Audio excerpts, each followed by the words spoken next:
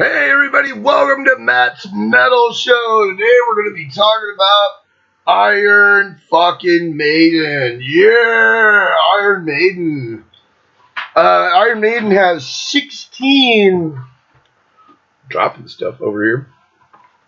They got 16 studio albums. There are 2 albums done with singer Blaze Bayley that I don't fucking own. I will never fucking own. I don't even know if they're in print anymore, so I really wouldn't go try and find them. So I'm gonna cut those 2 off. If you want to just say 16 and 15, those are the 2 fucking Blaze Bayley albums. Got that out of the way. Yeah, let's talk about some fucking Iron Maiden. Yeah. What was my first introduction to Iron Maiden? Can't remember. I really can't. I know I was a huge Piece of Mind. Love Piece of Mind. I was 83, so yeah, Piece of Mind. Freaking Number of the Beast. You know, when the first one came out in 1980, I was like 10 years old, so I wasn't really like, oh fuck, I gotta run down and get fucking Iron Maiden. And then like when Killers came out, it was 81, so yeah, I was 11, so or 12, yeah. So Iron Maiden, like for me, it was probably Number of the Beast and Peace of Mind were probably my first introduction.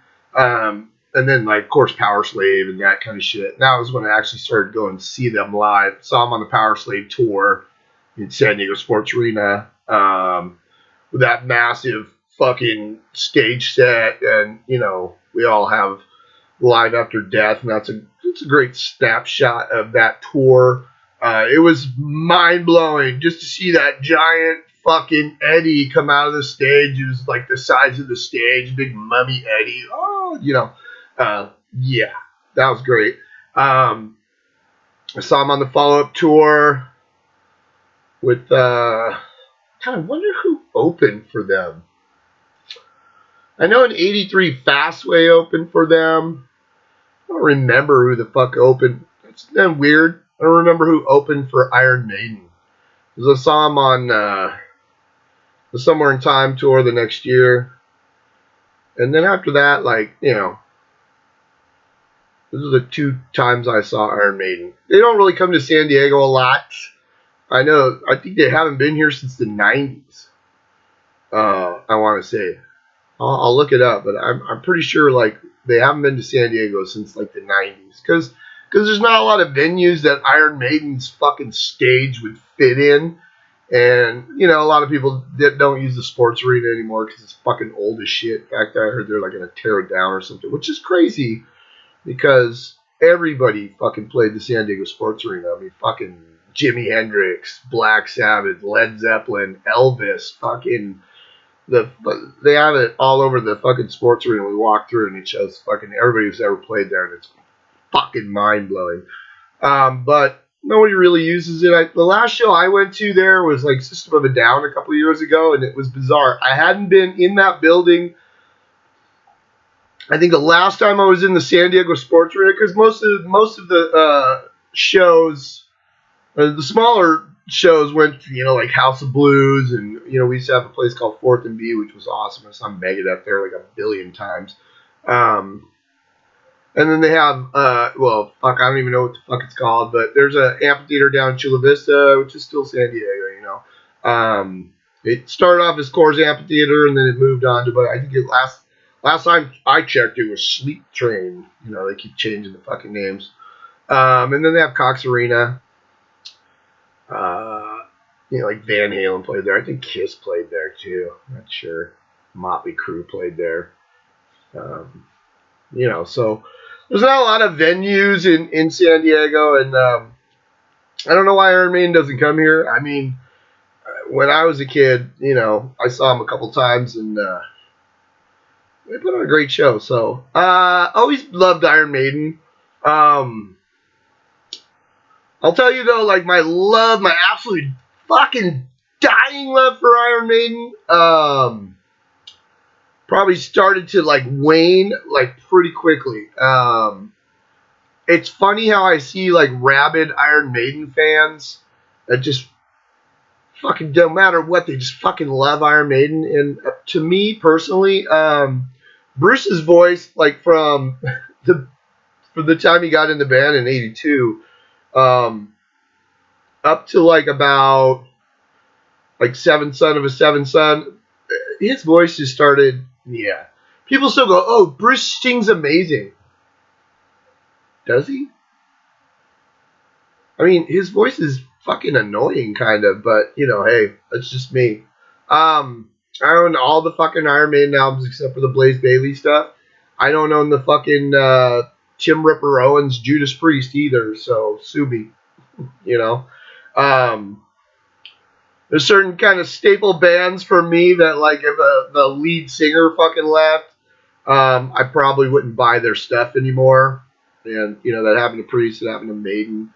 Um, you know, it's like it's not that band to me anymore. So I guess Iron Maiden still pumps out albums. It's been a while though. I mean, Book of Souls came out in 2015, so it's been like 6 years or 5 and counting. You know, and Book of Souls was this fucking massive fucking album too. I remember when that came out right after Bruce beat like throat cancer or some shit like that. So yeah, they still tour. People that I know that are fucking diehard Iron Maiden fans, you know, they'll still fucking travel to go see them. You know, they still play a lot of shows down in like South America and shit where they're just fucking hugely popular. They do like Rock in Rio and shit. Um, I fucking love Iron Maiden. Don't get me wrong. I love Iron Maiden, but I don't love them as much as I did when I was like 14. I think that ship sailed quickly. I can remember buying Seventh Son of a Seventh Son in like '88, like right after I got out of high school. I remember buying that album and taking it over to my buddy's house, and we were playing it. And I remember I just fucking did not get into that album. And you know, some people bash it, and oh, they're playing synthesizers, all this shit. I don't really fucking care about that. I really don't. I mean, we did back then when we were fucking punk kids, and we're like, oh, no synthesizer. You know, some bands would put no synthesizers were on this album. Who gives a shit? As long as it sounded good, I didn't really give a fuck. But everybody at that point was like trying to play around with synthesizers. So one of my favorite bands is fucking Rush. So obviously I don't give a fuck about synthesizers like being in the, you know, in the music. um, but I can remember like listening to that album. That was the first album that just kind of disconnected with me. It took me a lot of years to actually like that album enough to like, you know, yeah, I wasn't really hugely into that. Um, and I remember I had a chance to go see him on that tour, and I was like, nah. I just didn't like that fucking album. I didn't. Throughout the later years, I kind of let Iron Maiden go to the wayside, especially during the Blaze Bayley years. I think we all did. And then finally, Bruce Dickinson came back in 2000 after he left. His last album with the band was in, Fear of the Dark in 92. Adrian Smith left after Seventh Son of a Seventh Son. And then all of a sudden in 2000, Bruce and Adrian Smith came back into the band. And they still kept like Yannick Gears. So now they have 3 fucking guitar players in Iron Maiden, which to me is like one too many. Hint, hint. Jesus fucking Christ. I mean, I know the guy's been in the band for a long time, but dude, come on. You need 3 fucking guitar players in your band? No. What are you, fucking Alice Cooper? You know, Jesus. When saw Alice Cooper open for like Motley Crue, he had like 15 guitar players. It's like, dude, it's fucking Alice Cooper. Like, how many fucking guitar players do you fucking need? Really, seriously. Brave New World, I remember buying it. I I must have been excited because I remember getting it like when it first came out. I was like, oh, fucking Brave New World. You know, it was 2000. We were all kind of happy that we survived Y2K. I think I remember that whole Y2K. Oh, like fucking the end of the world's coming, and then it didn't. And so I was like, fuck it, I'm gonna get some Iron Maiden. And I remember trying to love that album I remember I was like, "Ooh, Bruce is back in the band, and so's Adrian Smith. Let's fucking pop this on." And I remember there's a lot of songs that are like 8 fucking minutes long and shit, and it's like, first song though, opening was cool, but so over the years, I still buy their albums, and there's still like 2 or 3, 4 good songs on every album that I buy from them. I know lately, like, people just bash, like, Final Frontier, bash it like it's a fucking baby harp seal, Book of Souls, shit like that. So, it is what it is. So, we're going to go down 14 Iron Maiden albums. We're going to start at the top, at the bottom, actually. We're going to start at the bottom and go to the top. Now, just keep in mind, dude, if there's any of these albums that you fucking absolutely fucking love because you love Iron Maiden and you have fucking, you have the fucking cover of Killers tattooed on your forehead, you are awesome. Cool. Right to power, man. There's no right answer, no wrong answer. I fucking love Iron Maiden.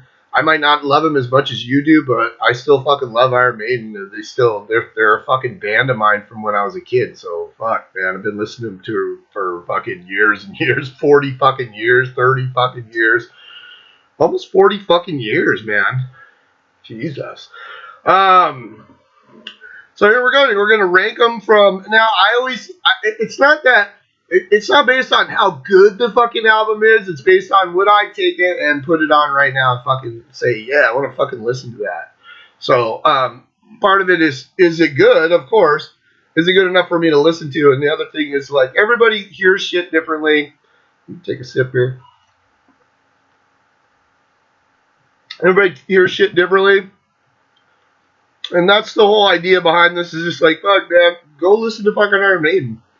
I have everything from Iron Maiden. I have all the singles. I have like a fucking million fucking live albums. I have like the Soundhouse tapes from 1978. I have it, The very first Iron Maiden. What'd that have on there? Let's take a gander. See what my Soundhouse tape says. Boom, boom, boom. Soundhouse tapes was 78, and it was Iron Maiden, Invasion, and Prowler. Yeah, from the Soundhouse tapes. That was kind of like their demo, All right, let's talk about Iron Maiden. Shall we? All right. So at number 14, I'm going to go 1990s No Prayer for the Dying. That's probably not shocking to anybody. Although I have seen some people that are like, dude, it's such an underrated album. I fucking love it. Cool. I just listened to it like literally 20 minutes ago. I was like, you know what? I was watching a show about Iron Maiden, and I was like, somebody was talking about, this album being pretty good. And I was like, I don't remember it being good because I don't pop it on very often. Obviously, it's on the bottom of my fucking list. But I put it on just to make sure that I wasn't, maybe I missed something. Maybe I was like hallucinating. And no, I wasn't. This album is fucking garbage. So it's first album without Adrian Smith. It has Yannick Gears on it. Cool. I don't fucking love any of the songs on this album. I don't fucking love anything on it. Tail Gunner's alright. Holy Smoke is stupid. The title track's alright. It's cool. Public Enemy #1. Like, it's alright.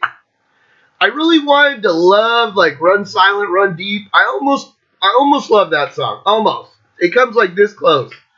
And The Assassin, I like that background vocals that they do. It sounds kind of like Old Accept kind of thing. It's like the gang vocals. It's kind of cool. Fate's Warning's alright. But Hooks in You is fucking terrible. Fuck, that song is fucking terrible. And he even like references like 22 Acacia Avenue on it, which is like fucking blasphemy. This song is like the lowest rated Iron Maiden song I own. That says a lot, man. I mean, I listened to it just a couple minutes ago. Actually took a star away from it because I was like, what the fuck were you thinking? This isn't This is a fucking 3-star shit song. It's fucking terrible. I almost gave it 2 stars. I almost just took all the stars off and said, why is this even on this fucking album?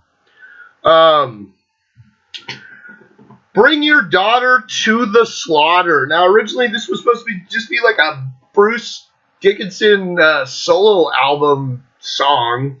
And then all of a sudden, Steve Harris was like, dude, that should be an Iron Maiden song. And we have to ask ourselves, what in the fuck was fucking Steve Harris smoking that day? Bring Your Daughter to the Slaughter. Like, when you listen to the lyrics of that song, you're just like, I'm a parent. I have daughters, and it's nothing that, but it just, what the fuck is, I'm speechless.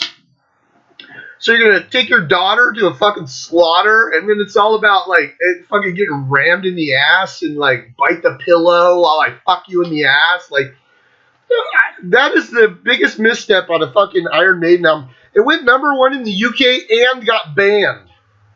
So it went #1 and then it got banned. This is the last album, though, in America that hit gold for Iron Maiden. So that'll tell you. This album is a fucking disaster. I fucking hate it. But like I say with most bands, there's nothing that's unlistenable except for Hooks in You and then Bring Your Daughter to the Slaughter.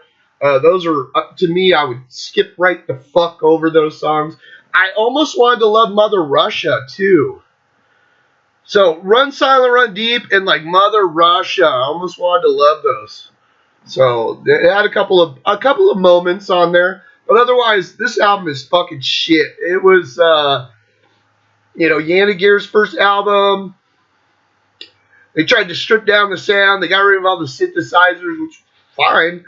But it just was fucking stupid. There was like shit on there that I listened to that I'm just like, fuck, I'm dumber. Because, Iron Maiden used to be like a literate band. They never like pulled punches and did juvenile bullshit.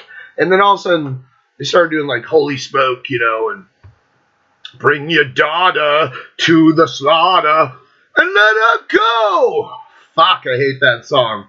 And Hooks in You, I can't even remember the lyrics to it because it was fucking terrible. So that's #14. No Prayer for the Dying. Don't ever listen to that fucking album. You can pretend like that album's fucking good, and if you think that album's inspired, it's so underrated. It's fucking not. You're fucking delusional. You're lying to yourself. Don't do that. There's way more better fucking Iron Maiden albums out there than that fucking pile of shit. #13. Let's go 2000. We're going to go Brave New World. And like I said, man, in 2000, when this came out, I guess I was kind of excited because I went and bought it. And then the artwork's fucking cool as shit. It's got that little storm cloud with Eddie's face in it. And you're just like, oh, how fucking cool is this? And you put it on, and Wicker Man rolls out, and you're like, okay, fucking A, man. Here we go. We got some fucking decent Iron Maiden coming out. And Ghost of the Navigator's alright. And then Brave New World's cool. And then after that, you got 1, 2, 3, 4 songs over 7 minutes long. One at 8.5, one at 9.5, and one at 9 minutes, and then one at 7:14, and even Out of a Silent Planet, it's like 6.5 minutes.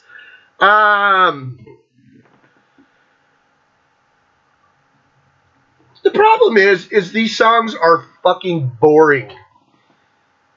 Bruce's whiny voice, and my voice is whiny because I have a fucking cold. But Bruce's voice, and I'm not the fucking singer of Iron Maiden, so we're okay with that. Fucking Bruce nasally. Ugh. His voice is whiny, and then they'll sit there and just repeat the fucking words over and over and over again. It's like, fuck, man, how long is this gonna go on for? Oh my god, that's just one thing that, like, after, and everybody bitched about it, after the 2000s, they get a lot of shit for it, but dude, there's songs on here. Dream of Mirrors is 9 fucking minutes and 21 seconds. The Mercenary is okay. Blood Brothers, oh my god, Blood Brothers goes on forever. The Nomad goes on forever. The Thin Line Between Love and Hate. Out of a Silent Planet, this isn't a good album. I mean, it's cool. If you love it, if you went and got the cover of fucking Brave New World tattooed on your back, it's all for rock and roll, man. But I don't like that album. So moving on to number 12, I'm going to go Book of Souls from 2015. Book of Souls, I love If Eternity Should Fail is a good song. Speed of Light's good. It's got that cowbell in it, right? The title track's kind of cool, but it's like 10 minutes and 28 seconds long. The Red and the Black is 13 fucking minutes long. Jesus Christ. Tears of a Clown is cool. It's written about Robin Williams. That's cool. It's a double album. He clocks in at like 90 fucking minutes. Got some great artwork. Derek Riggs has been in the wind for years, so, they finally got some guy that actually kind of draws like him. It took him like 20 years to figure that shit out. It's a cool album. Like, I don't mind listening to it. I don't really pop it on a lot because I don't have 90 fucking minutes to like lose on a fucking Iron Maiden album.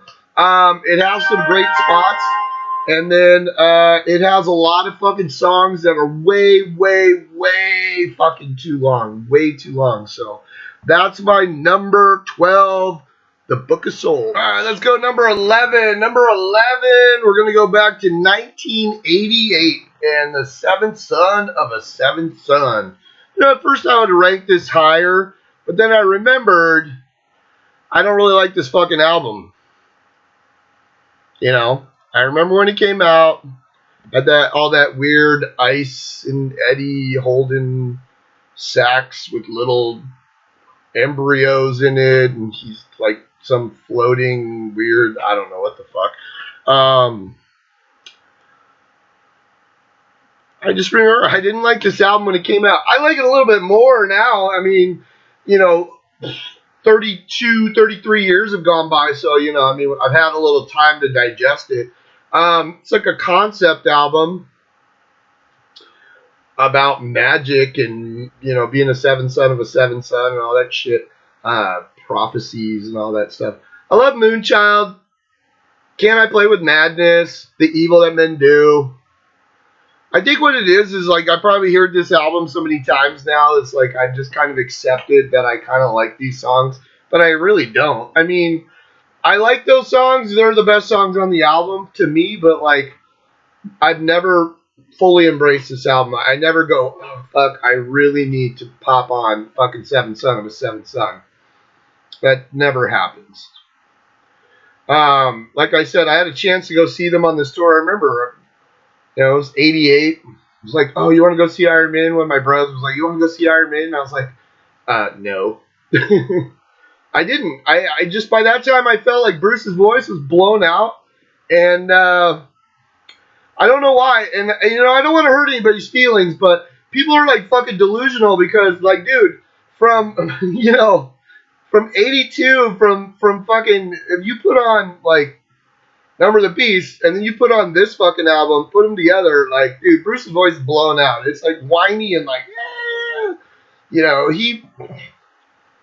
and then we just accepted it, and now we just have Bruce singing the way Bruce always sang, and his voice is whiny, and it's fucking not as powerful as it once was. And it was powerful for about 3 albums.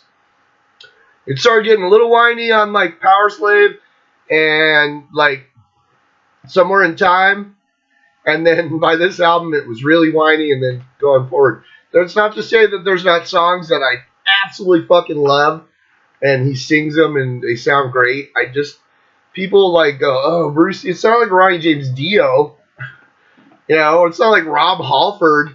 If you want pick somebody and you could say their fucking voice is fucking still as fucking immaculate as it was, you gotta fucking say Rob Halford. I mean, he fucking can sing. Motherfucker can sing. Bruce can sing, but he's like, you know, he sounds like me, kind of. I'm not going to sing any Iron Maiden songs, but Seventh Son of a Seventh Son.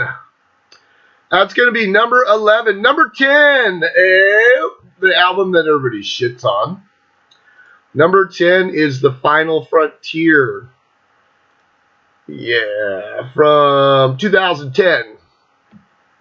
I didn't own this album for a long time, and then I think it was Matt, my buddy Matt, was like, "Oh, you haven't listened to that?" And I was like, "No," and he goes, "You should check it out." I think it was Matt.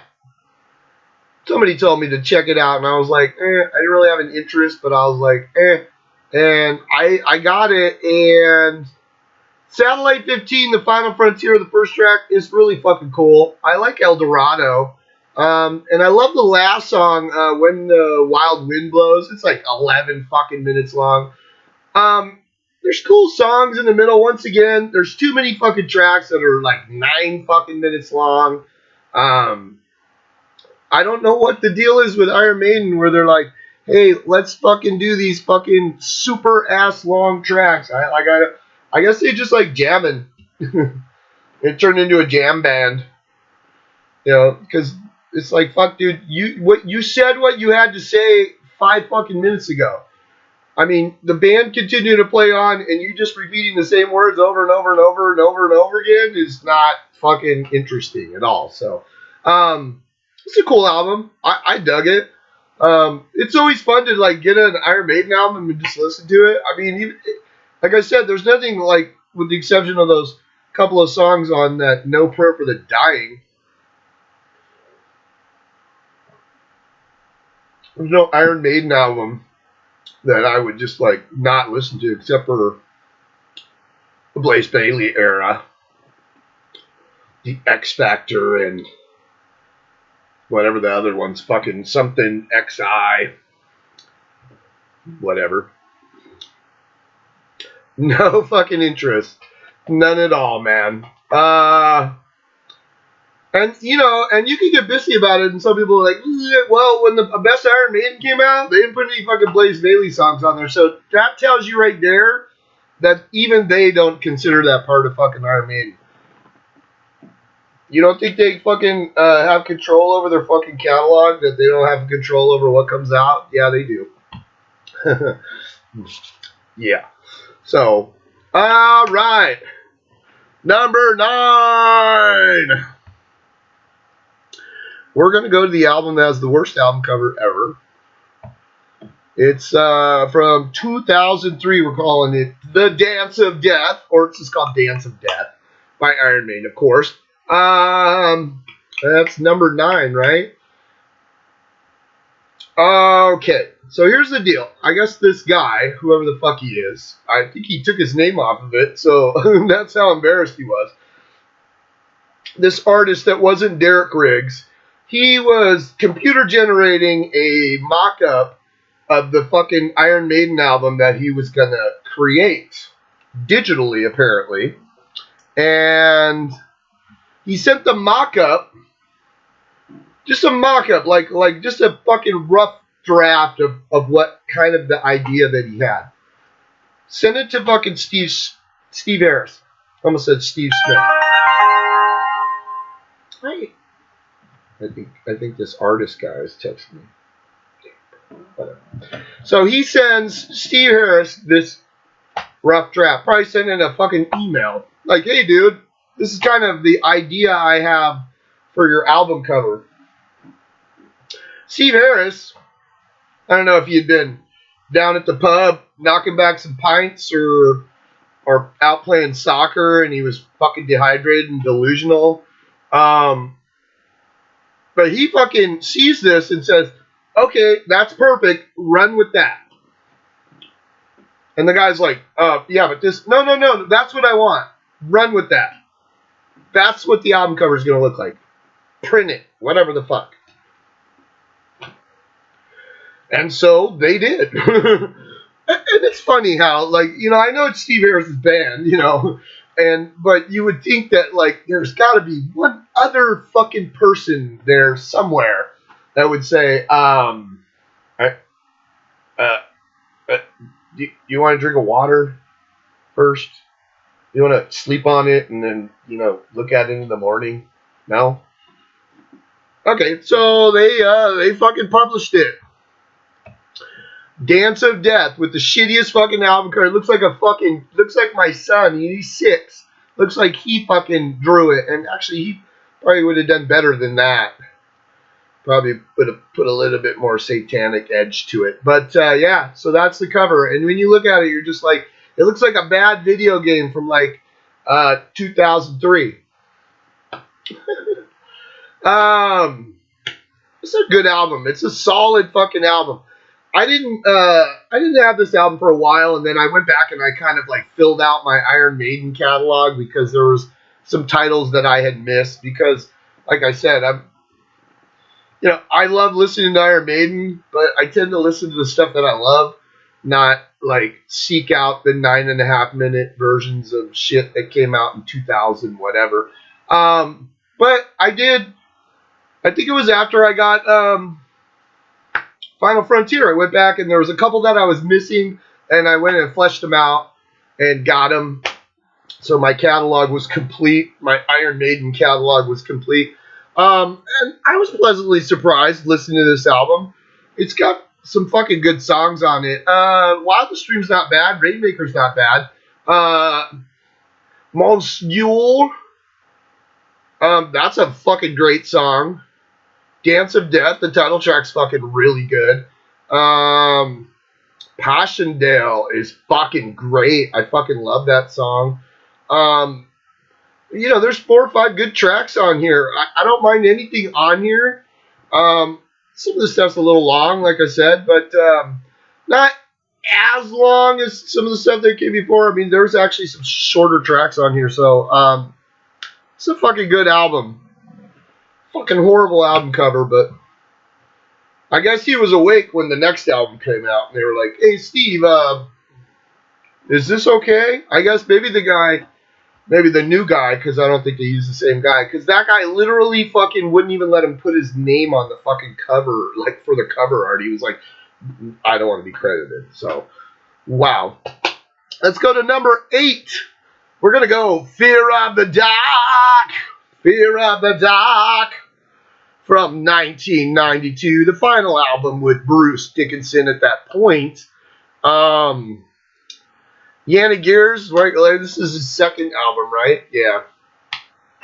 Fear of the Dark. This was that middle period in the 90s where I kind of like had no clue about Iron Maiden. When they did the remasters, in 95, I want to say.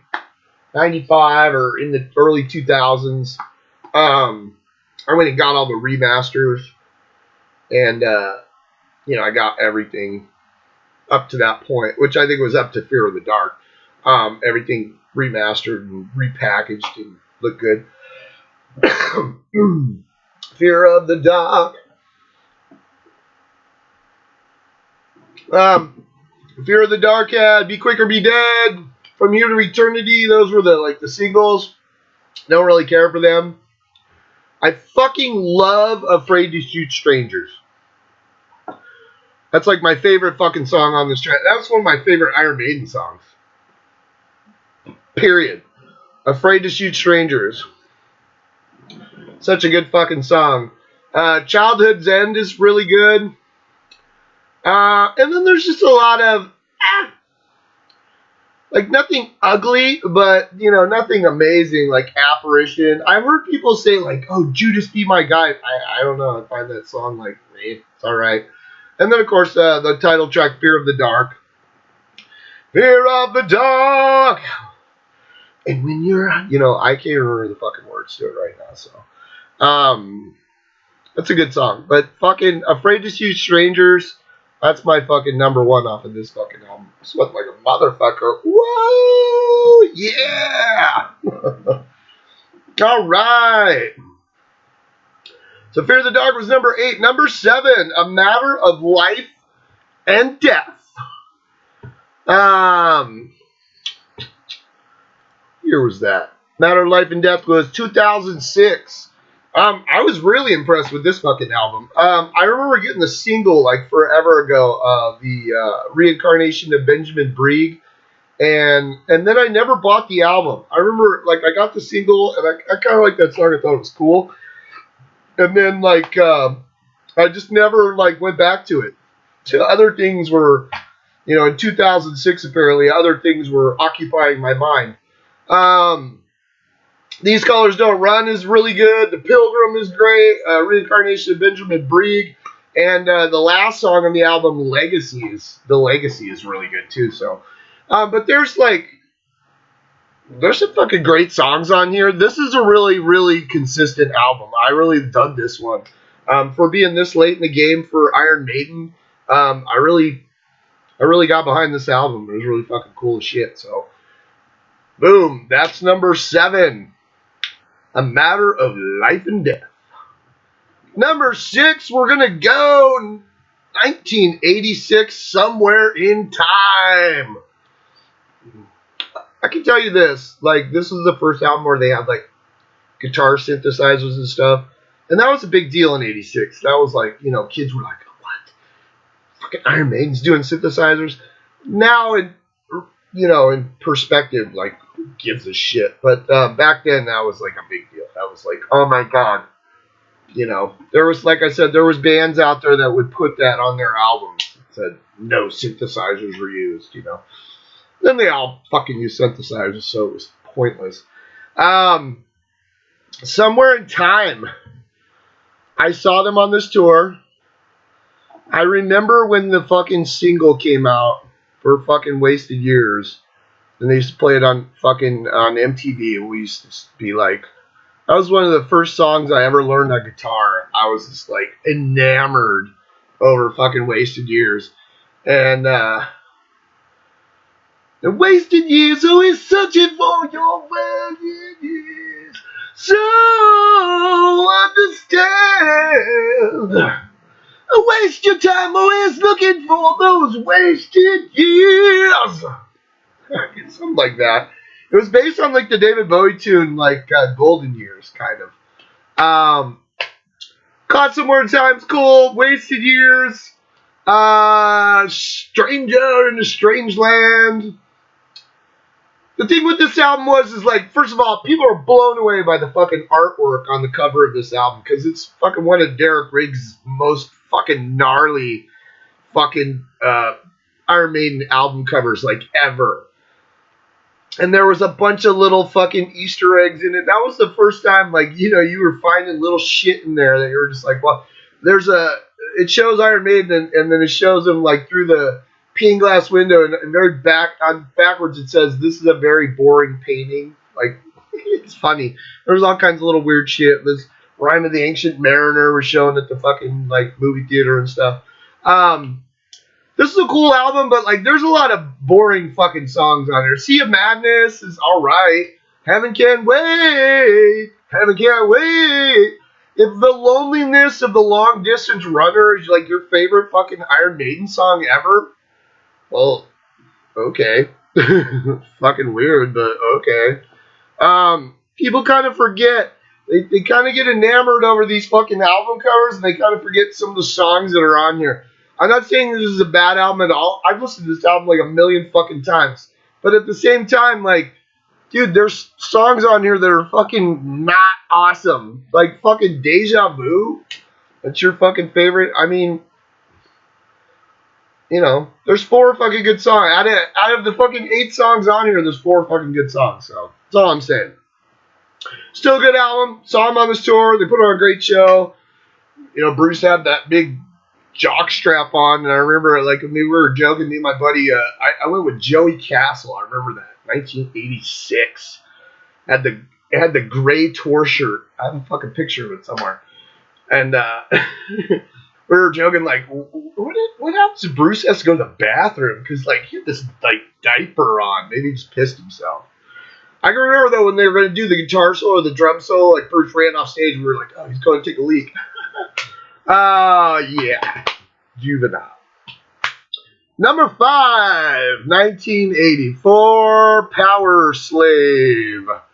Tell me why I had to be a power slave. I don't want to die. I'm a king. Why can't I live on? One of my favorite fucking Iron Maiden songs of all time is 2 Minutes to Midnight.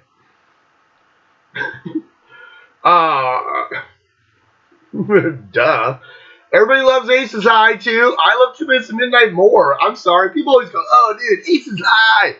It's kind of like Where Eagles Dare. Too. Oh, fucking Where Eagles Dare is such a great fucking song. And you're like, I don't know, maybe it never fucking rang to me like that. You know, it never, Aces High is a cool song, but it's not one of my favorite fucking songs. It's good, though. But it's not one of my favorite. 2 Minutes to Midnight, though? Fuck. The jelly prays those who remain to keep a finger right on you. I mean, dude, they were, what is it? We oiled the jaws of the war machine and feed it with our babies. The killers breed all the demon seed. The anger, the fortune, the pain. Go to war again. Blood is freedom stain. Don't you pray for my soul anymore. 2 minutes to midnight. The hand that threatens doom. 2 minutes to midnight was the nuclear clock. Was 2 minutes to midnight, and like midnight was like nuclear war. Yeah, it was the 80s. It was fucking great. Back in the village. Back in the village. I'm back in the village. I'm back in the village. Power Slave, and fucking Rhyme of the Ancient Mariner. Now, the funny thing about Rhyme of the Ancient Mariner is it's 15 fucking minutes long, right? Or it's 13 something, 13 and change. When this album came out, like I said, we were all enamored over the fucking artwork on it. It's fucking mind-blowing. You know, fucking Derek Riggs would just come out with these fucking album covers that you do as a kid. You were just like, fucking killers, you know? I mean, you would get these albums and then like the artwork would almost transcend the music that was actually on the fucking albums, just because like in your head, in your mind, your nostalgia would go back and go, oh, that's such a fucking brilliant album. And you're like, well, it's number 5. But Flash of the Blade to me is boring as fuck. Duelist is your favorite fucking Iron Maiden song? The Duelist. Loose for Words, Big Aura is your favorite fucking Iron Maiden song. So there's 3 songs right there. They're kind of weak. 3 out of fucking 8. So 5 songs are pretty fucking good and awesome. But I remember when Rhyme of the Ancient Mariner came out, I remember like we were like, what the fuck? You know, we're kids and we're like, there's a fucking 13.5 minute song on this fucking album about a fucking epic poem from fucking Samuel Taylor Coleridge. Well, let me tell you a little story. I went to college, and as I was, you know, that's shocking, right? Because I was listening to Iron Maiden. Oh, I'm just kidding. That's fucking stereotyping, right? I was in an English lit class in fucking college, and I had to do a paper on Rhyme of the Ancient Mariner. Fucking A. And thank God I love Iron Maiden. Because, you know, Iron Maiden, they made you understand what the fuck was going on. You know, when you read the poem, you're just like, huh? You're like, oh, okay. But it took me a lot of years to fucking love that song, and now I fucking love it. It's one of my favorite songs on that. I don't mind popping it on. It's a fucking epic journey.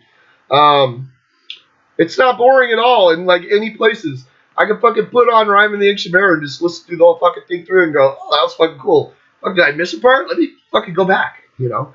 But back then when I was 14, I was like, what the fuck? First, thank God it was the last song on the album, right? Because then you could fucking just forget about it. And then they put it on Life After Death, and then we all got used to it, and then, you know, years and years have gone by, and now we're all like, oh, yeah. Hear the Rhyme of the Ancient Mariner. See his eyes, he stops with a 3. Mesmerized as one, and the wedding gets near here, and listen to my nightmare of the sea. And the bride passes by. right? He put the albatross around his neck. Yeah. That's such a great song. Anyways, number 5 is Power Slave. Number 4. Gonna go 1980. Gonna Go, the debut album. I love every fucking song on this album. So this is where it gets hard, because like the last 4, like I love every fucking song on this album. Running Free? Are you kidding me? It's one of my favorite Iron Maiden songs ever. It has such a great fucking... Just 16, a pickup truck, out of money, out of luck, got no place, call my own, hit the gas and there I go, I'm running free, yeah, I'm running free. It's a little punky, it's got a little bit of punk to this album. Sanctuary, Remember Tomorrow is another one of my favorites off this album. It was a strange album, though, because it had, like, Remember Tomorrow, and it had Strange World, and those were trippy. It had Transylvania. Of course, it had the Iron Maiden, and then it had Charlotte the Harlot Prowler. This is a great album. A lot of people, don't like the Di'Anno stuff because, I don't know, because Bruce has been in the band for 155 fucking years, so, people kind of forget about Paul Di'Anno, but... Dude, these are 2 of Iron Maiden's better albums. And this is back when they were hungry and raw, like fucking new wave of British heavy metal. And they had some fucking great songs. Clive Burr, Dennis Stratton was the other guitar player with Dave Murray. And of course, Steve Harris and Paul Di'Anno was the singer. But he was a boozer and he was druggy and the typical story. Before he died, they fucking kicked him to the curb. Before he had a chance to Bon Scott them, they kicked him the fuck out. He's still alive. All these fucking years later, he's never done anything. He had Di'Anno, and he's fat and gross, and I think he retired. He had a bunch of health problems. Because that'll happen when you've been a boozer for 50 fucking years. Oh, but that's cool, man. It's not cool. It's fucking lame. Anyways. Iron Maiden, 1980. That's number 4. Number 3. This is where it got tough. I really had to sit down like an hour or 2 ago and sit down and say, what do you love and what do you really love? Most people, this would be number 1 on their list. Not me. And there's a reason for it. 1983, Peace of Mind. It's a phenomenal fucking album. It has Where Eagles Dare, which, like I said, people fucking love that song. It's a great song, but it's not one of my favorites. Like, if I was, like, putting together a comp list, compilation, it would be on there, but it wouldn't be, like, towards the top where all my really fucking favorites are. This is the album where Bruce had a little bit more writing credit. I think he was supposed to have writing credit on the previous album, but contractually, like, Samson still fucking owned him or some shit like that. So they couldn't put his name, because I think he did contribute to a couple of the tracks on his debut, which was Number of the Beast. But here, Bruce definitely got more songwriting credit. Revelations. Oh, God of earth and all to fall down and hear our cries. Oh, our people drift and die, where the walls encold entomb us, the shores of scorn divide. Take not thy thunder from us, but take away our pride. I fucking love that song. It's fucking awesome. The Eyes of the Nile. You'll see are opening, you see, right? The eyes of the Nile are opening, you see. Flight of fucking Icarus? Please, Jesus Christ. Die with your fucking boots on? If you're gonna die with your boots on. If you're gonna try, we'll stick around. Gonna fly, just move along. If you're gonna die, you're gonna die. 13, the beast is rising.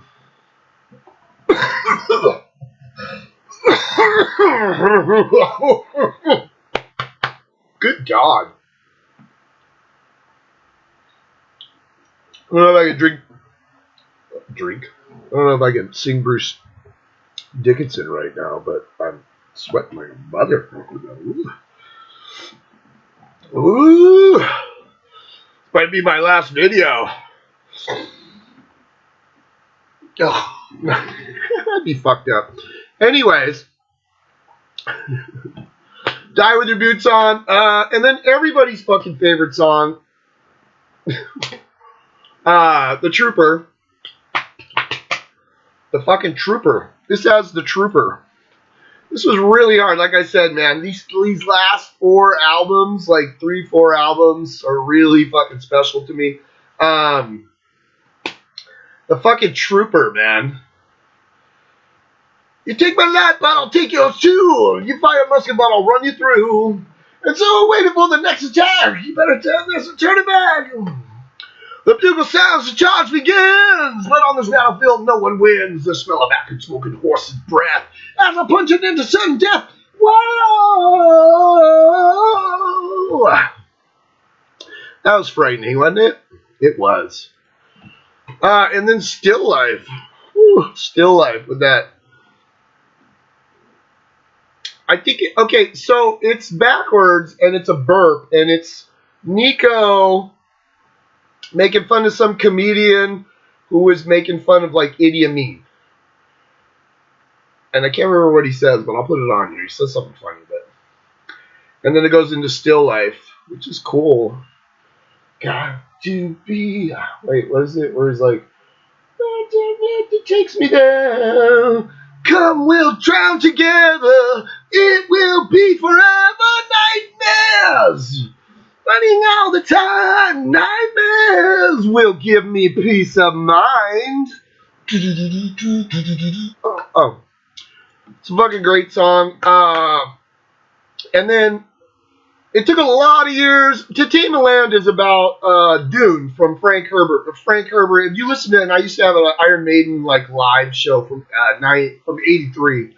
And you know, they'll tell you on that live show like Frank Herbert would not give them permission to fucking use the name Dune.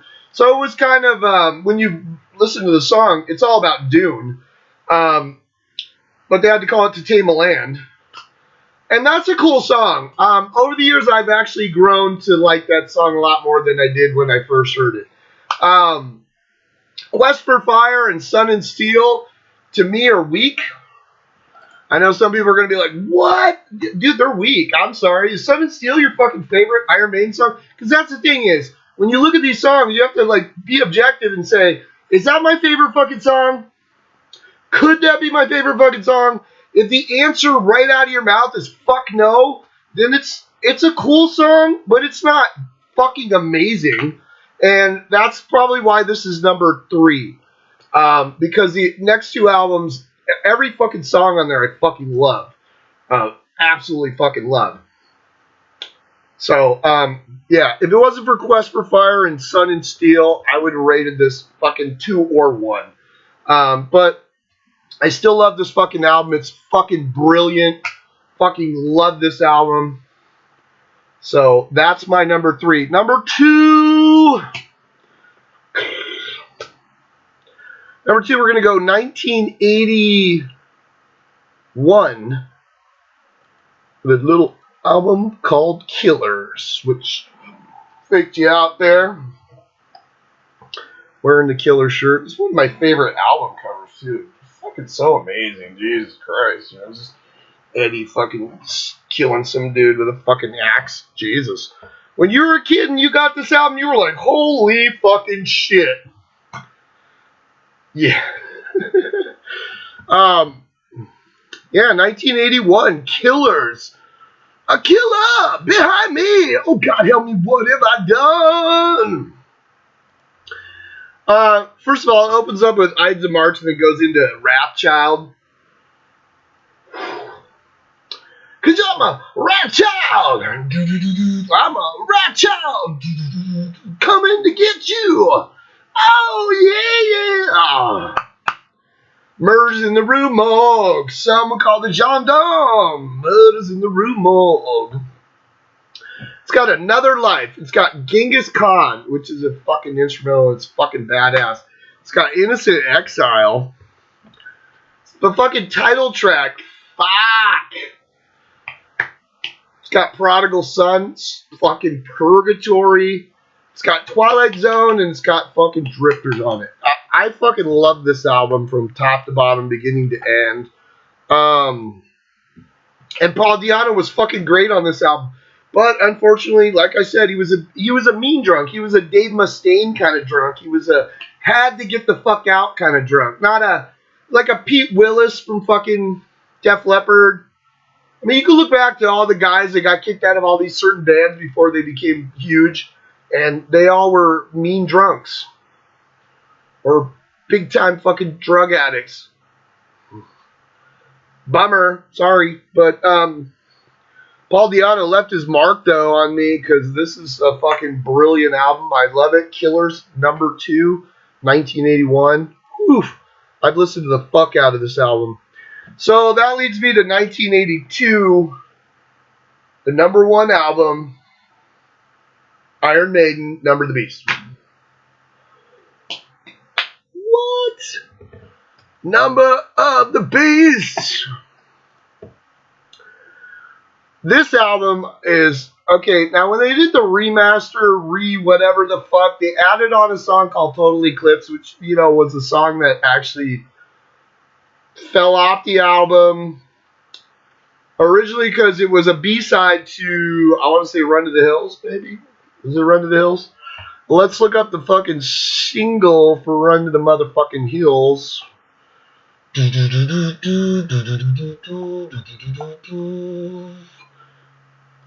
Oh, wasted years. Oh, wasted years. Yeah, it was like the B-side to fucking Run to the Hills or some shit like that. I don't know. I can't fucking find it. So I'm just going to go fuck. Anyways, they put it back on, and I don't know why, because they were like, it was between that track and another track, and then they chose the other track, and then for some reason Steve Harris was like, oh, we kind of regretted that. Like, we should have put Total Eclipse. No, you shouldn't have. Total Eclipse is not a good song. I don't fucking like it. It fucking ruins the fucking flow of this album. I left it on there. Usually I just fucking remove it. But I left it on there just for the fuck all of it. But yeah, that song is not a fucking amazing song. Like, that just makes you wonder, like, sometimes when, like, these musicians are like, oh, I fucking love that song. And you're like, you love Total Eclipse? Okay. This album has Invaders. It has Children of the Damned. Whoa, yeah. Ooh. It's got The Prisoner. And, you know, when we were kids, we had no idea, because The Prisoner was like a show in Britain, you know, in the UK. And so when we first heard, like, who are you? I am number. You are number 6. I am not a number. I am a free man. And you were like, what the fuck? Who is number 2? You are number 6. Whatever the fuck he was talking about. The Prisoner, you know, now, I mean, you know, we all know what the fuck The Prisoner is, but back then we had no idea what the fuck The Prisoner was. I think it had, like, Patrick McGoohan or somebody in it, right? Somebody like that. Anyways, that's a great song. Not a number, I'm a free man, and I'll do as I own way. Better back me from your back book. I know where I'm going. Oh. I'm just fucking improvising, apparently. At 22 Acacia Avenue, which was the continuing story of Charlotte the Harlot off the first album. And apparently, that bullshit fucking garbage song off No Prayer for the Dying, Hooks in You, was like part 3, maybe? I don't know. He said he had the key to door number 22. It's fucking garbage. 22 Acacia Avenue. When we were kids, this song was pretty fucking brutal. Now you like hear it and you're like, oh, it's on the Disney Channel. But like back then in '82, this song was kind of risque, because he's like, Bite her, excite her, make her get down on her knees. You know, you're like, what the fuck? Woe to thee, O earth and sea, for the devil sends the beast with wrath, because he knows the time is short. Let him who hath understanding reckon the number of the beast, for it is a human number. Its number is 666. Fuck yeah! Fucking title track is fucking amazing. And if you ever get a chance, there's a fucking, what's that movie called? It's a tweaker movie. It had that Brittany fucking it had Mickey Rourke in it and had that Brittany Murphy chick in it. It's called like Sketcher or Tweaker or whatever the fuck. Anyways, and I have it, but they fucking do a cover tune and it's the beginning credits of the movie and it's like an acoustic version. Some dude's fucking playing it and it's fucking Number of the Beast from Iron Maiden. It's fucking genius. I'll put the info on here, but what's it called? Sketcher? Tweaker? Some shit like that. It was a fucking meth movie, you know, with fucking Mickey Rourke and shit. Anyway, Number of the Beast Sacrifice is going on tonight. I remember when this shit came out, man, people lost their fucking minds, dude. They were like, oh my god, fucking Iron Maiden, a bunch of Satanists, you know, and there was all these little things like something broke on their fucking rig and they had to get it fixed and the bill came back and it was 666 pounds and it was like all this bullshit and stuff. And these guys were kind of blown away by it because they came to America and all of a sudden all these fucking preachers and Bible beating fucking fools are out there protesting their concerts and they're like, what the fuck? It's a fucking song. It's like a horror movie song. It's like he's looking through the bushes and he sees people like sacrificing people to the fucking devil and then all of a sudden like they're fucking coming after him and he's freaking the fuck out. It's not like, hey, worship Satan. You guys should totally fucking be Satanists. I was 12 and I didn't get that fucking message. So like it's funny how people are just so fucking overreact to shit. They're just like, to this day, I remember like I'd be ringing people up at work and the bill would come up to like 666. Grown adults, grown fucking people would be like, oh my god, I should buy something else so it's not that. Why? It's a fucking number. Calm the fuck down. My son's like, we're like 666, yeah, the number of the people, you know, and I'm sure grandma would freak the fuck out because she's of a different generation, but calm the fuck down, people. Not at any time did I ever get the fucking message of fucking, you know, worshiping Satan from fucking Iron Maiden. I didn't. I just was like, these guys are cool as shit, you know. Boom. But yeah. 666. Oh yeah. Gangland murders up for sale. And then Total Eclipse on my version here, and fuck that song. Just. And then hallowed be thy name. I'm waiting as the bell begins to chime, reflecting on my past life, and I haven't got much time. For at 12 o'clock, was it 12 o'clock? They take me to the gallows pole. The sands of time for me are running low, running low. Boom! That's my fucking Iron Maiden list. Like I said, if you love Iron Maiden, it can be in any particular order. If you're younger than me, you probably love different albums at different times. It's always like, what time did you get into a band? Well, how old were you? And what time did you actually first discover? And like I said, I discovered them in 82, 83. So those albums, and then I had to go back to get the first two, but, you know, Number of the Beast and Peace of Mind were those two. And then, you know, as the albums came out, it was like, oh, but I'll tell you what, like I said, I started to lose interest around Seven Son of Seventh Son. Say that fast like 6 fucking times. Seven Son of Seventh Son. Seven Son of Seventh Son. Seven Son of Seventh Son. I started to lose interest, man, because I don't know, Bruce's voice started getting, and then just their compositions. Plus, like, if you listen to Seventh Son of a Seventh Son, like, listen to some of the chord progressions that they do and stuff. It's like, it's really fucking weird because they started doing that going forward. They'd be playing one thing and then all of a sudden they would just do this awkward fucking chord change into another fucking different direction. You'd be like, and none of them fucking, read music or anything. Steve Harris and shit. They just fucking play what they play. A lot of those guys back in the day, they didn't go to fucking Berkeley, like fucking Dream Theater. Listen to their version though. Fucking, Number of the Beast. That's pretty fucking cool. It was one of the fucking Dream Theater albums I can get into. It's funny because I started out the morning listening to Dream Theater because Dream Theater is one of those bands that I don't know why I have like 20 of their fucking albums. Yeah, I think I counted them today. I have like 20 of their fucking albums, including some of the live stuff, and I just can't fucking get into them. So, of course, this thing's gonna be fucking difficult.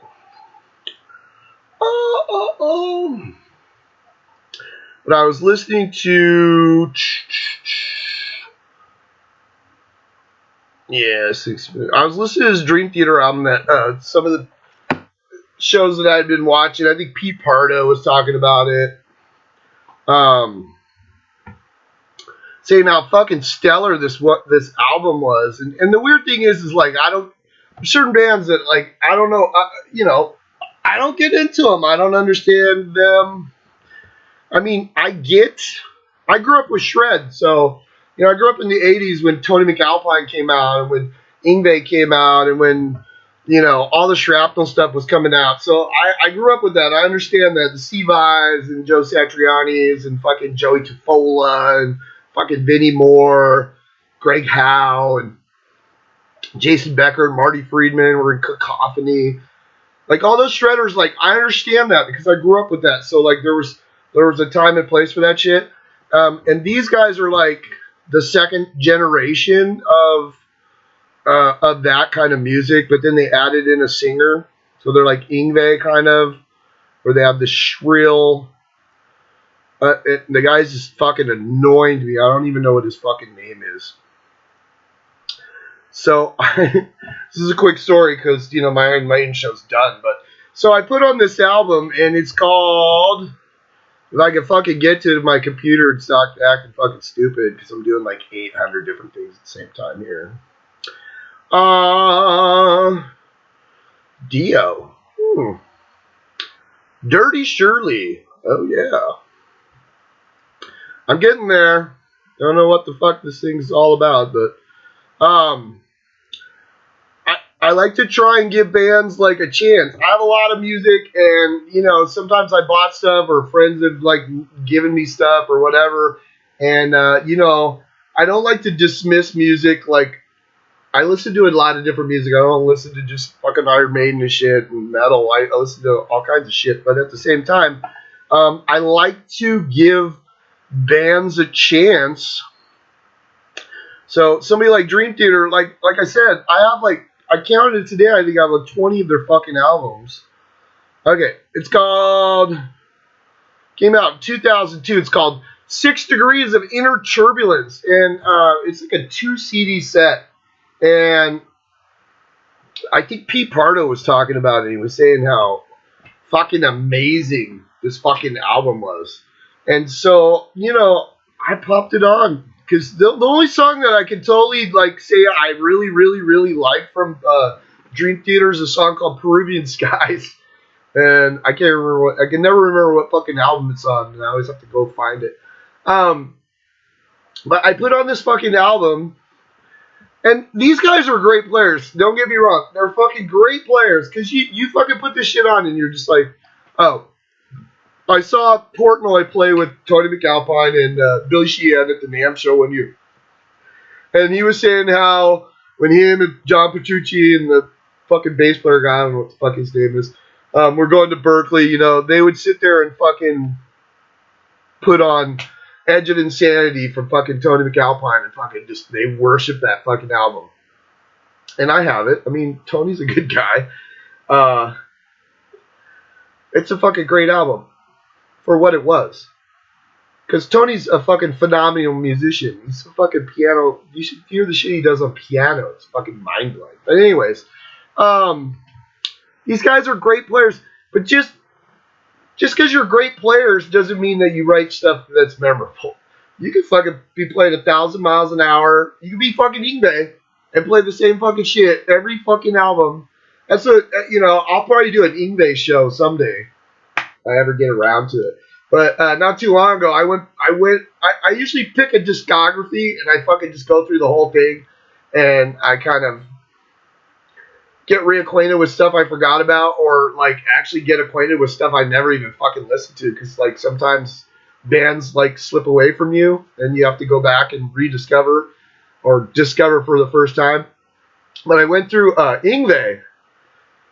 Like, I went through all his shit. I have it all. So I went through it all, and I can tell you, like, fuck, man. What a ponderous fucking discography that was. So ponderous, because he literally plays the same fucking riff over and over and over again. And I just saw a video for, he's doing another album because of this whole pandemic thing, so nobody got to go out on tour, so he got to sit down in his house in Florida and with his old ass Ferraris that he fucking takes pictures of. His fucking, he has the Ferrari from like fucking Magnum PI, because Yngwie hasn't made any real money in like 100 years. He hung on to some of it apparently because he has a nice house and but he must be getting paid for that tour somehow, I guess. But they put on this thing like, oh, look at fucking Yngwie, and I was watching the video, and it's like, it's fucking Yngwie. It's like, there's nothing mind-blowing. You're playing the same fucking song you've been playing for the last, since what, 1980 fucking 5, dude? No, the shit in 85 was actually memorable. Like, I could put on fucking Rising Force, like, anytime. I know that fucking album like the back of my hand, or fucking Marching Out, or Trilogy. And then it stops. For me, it stopped. I mean, some people kept going on with Odyssey, and I didn't. Because I like Joe Turner in Rainbow. I don't really like Joe Turner in Deep Purple. What, Slaves and Masters album? Oh.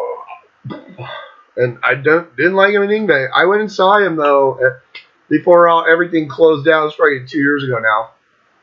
I saw him at the Brick by Brick, and Craig Goldie played with him, and we know Craig, so Craig got us into the show, and that was a cool show, and Joe could still sing, but the weird thing is, right after that show, he went back, he lives in Italy or something, and he had a fucking heart attack, and we're like, what the fuck?